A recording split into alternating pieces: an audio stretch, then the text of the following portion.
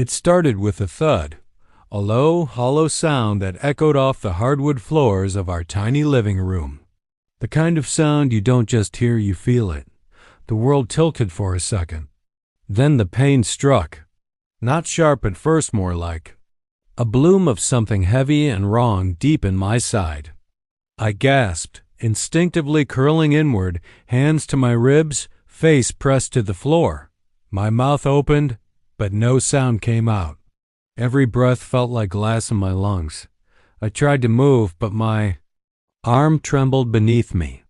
My vision blurred with tears, not just from pain, but from the familiar fear that came whenever my body was weaker than my voice.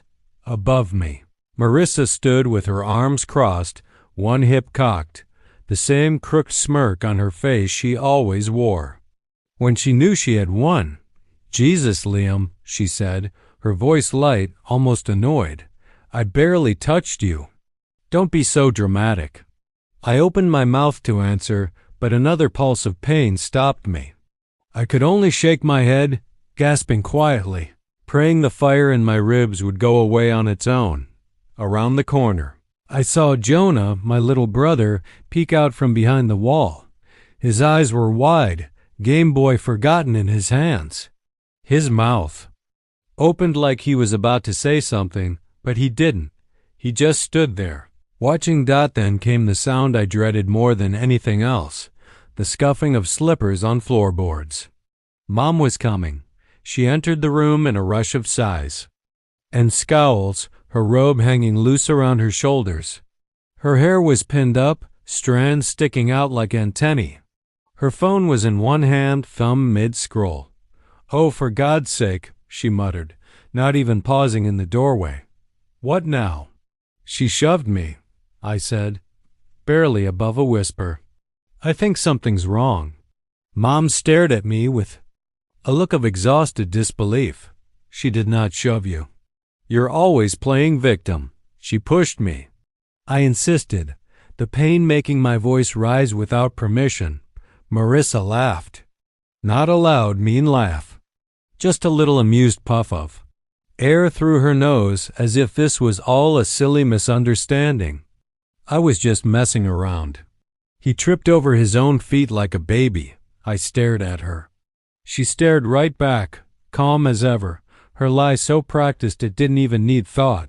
She was always like this, always knowing exactly how to fold a situation until she looked innocent. Mom shook her head and let out a laugh, sharp and humorless. "Honestly, Liam, you've always been too soft. If you're not going to get up, crawl to your room. I'm not carrying you." I blinked. Did she mean that? She did. So I got up. It took everything I had, every ounce of will and teeth-clenched pain. I leaned against the wall, limped toward the stairs, and dragged myself to my room. The world swam behind my eyelids, but I didn't cry. Not yet. I just lay on my bed and stared at the ceiling, listening to the muffled laughter from downstairs. That night, I didn't eat dinner. No one asked where I was.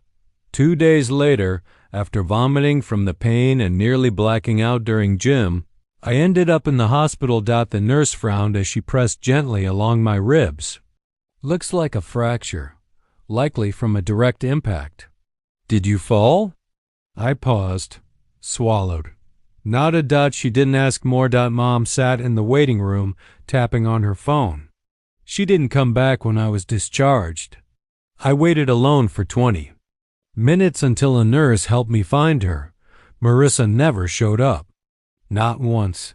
I was 13. I learned then that family isn't always who should be there. It's who isn't, but we hadn't always been like this. There was a time when things were different. Remember a snowy December when I was 6 and Marissa was 9. We built a fort together in the front yard, shoveled heaps of snow into walls, carved little seats out of ice. She told me stories about frost dragons and ancient kings. We pretended the mailbox was a dragon's eye. She even let me fall asleep on her lap when it got too cold. That night, Mom made us cocoa. Dad was still around then. He ruffled my hair and kissed Marissa on the head. The house smelled like cinnamon. There was laughter, real, warm laughter. We were a family, but then Dad left. He left on a Monday. I don't remember why. Just that. He closed the door behind him, and no one filled the empty space after that. Marissa stopped telling stories. Stopped looking me in the eye. And Mom, she started living on autopilot. She woke up, went to work, came home, and stared at her phone until bedtime. Her laughter dried up like it had never existed. I learned to disappear. I became the quiet one, the easy one, the one who did chores without being asked, the one who made his own dinner and never caused trouble. But the more invisible I became, the more Marissa seemed to hate me. Maybe because I reminded her of the time when things were whole. Or maybe she just needed someone smaller to hit when her own world cracked open. 3 months after the hospital, I was walking home alone. It was late. My hoodie was pulled tight around my face. I passed a small house with peeling blue paint and an old porch swing that creaked in the wind. Sitting on the swing was an old man with dark skin and kind eyes, a cane propped beside him, and an old radio playing something smooth and sad. He looked up, nodded. Evening. I nodded back. Politeness. That's all. But the next day, he was there again. And the next then, on a rainy Tuesday, he called out, "You look like you're carrying something heavy, son." I froze. My hood was dripping. My backpack felt heavier than usual. My ribs still ached on cold days. "I'm fine," I said, not looking at him. "You've been limping for 2 blocks," he replied, not unkindly. "Cracked rib?" I stared. "How'd you know?" He smiled. "I know pain when I see it. Sit a while." So I did. His name was Elijah. Vietnam vet, widower, no kids. Just a house full of jazz, black and white photographs, and a garden that smelled like rosemary. He didn't ask many questions. Just told stories. About his wife's cornbread. About dancing in smoky clubs. About carrying his wounded best friend on his back for 2 days through a jungle because no one was coming to save us. He never looked at me like I was fragile. Just seen and I went back. Not every day at first, but enough I'd sit on the porch. He'd hand me cocoa that was always too sweet. He'd let me borrow books, let me ramble when I needed to, and sit in. Silence when IDN single quotes T. One day, I told him everything about Marissa's shove. Mom's laugh. The nights I cried into a pillow and begged for a family that felt like a home. He listened. Really listened. When I finished, he said quietly, "Family isn't who you're born to. It's who chooses to stand beside you when you're hurting." I didn't say anything. I didn't know how to, but I came back the next day. And the day after that, I brought my sketchbook one day dusty from years of neglect. He flipped through every page slowly, like each drawing was a masterpiece. "You ever think about being an architect?" "No." "Well," he smiled, "think again." Home got worse. Marissa started screaming more often. Mom stopped reacting. One night, I came home to find a hole in the drywall. Marissa had punched it. No one cleaned it. It's probably still there. I kept my grades up. Got a job stacking shelves after school. And every night I could, I sat on Elijah's porch. Then spring came. One morning, I knocked and no one answered. I found him on the kitchen floor. The ambulance came. He was unconscious. I rode with him. Waited through the night. The nurse let me visit even after visiting hours.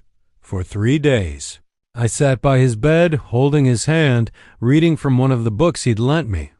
He woke up on the 4th morning. His voice was thin. "You've got more family than you think, Liam. You just haven't found them all yet." He passed away the next morning. The funeral was small. 5 people. I was the only teenager. I cried like I'd lost my last parent. In his will, he left me the house. Said I could sell it when I turned 18. Said he hoped it would be my sanctuary before I found my wings. I'm 19 now, studying architecture. Full scholarship. I sold the house last year, but I kept the porch swing.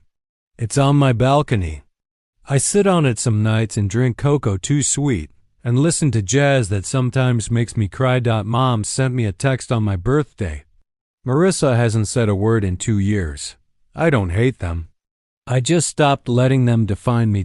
Because Elijah taught me that real family isn't DNA.